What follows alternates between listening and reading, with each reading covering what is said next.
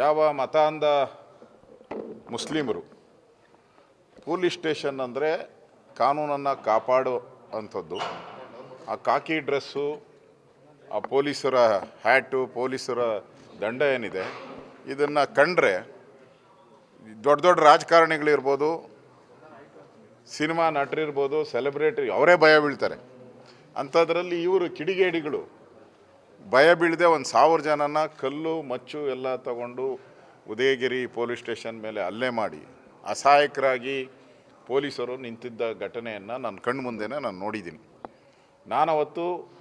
ನಾನು ಸನ್ಮಾನ್ಯ ಪ್ರತಾಪ್ ಸಿಂಹ ಅವರು, ನಮ್ಮೆಲ್ಲ ಮುಖಂಡರುಗಳು, ನಮ್ಮ ಶಾಸಕರು ನಾವೆಲ್ಲ ಬಂದು ಪೊಲೀಸರಿಗೆ ಆತ್ಮಸ್ಥೈರ್ಯ ತುಂಬುವಂಥ ಕೆಲಸವನ್ನು ಅವತ್ತು ನಾನು ಮಾಡಿದ್ದೀನಿ.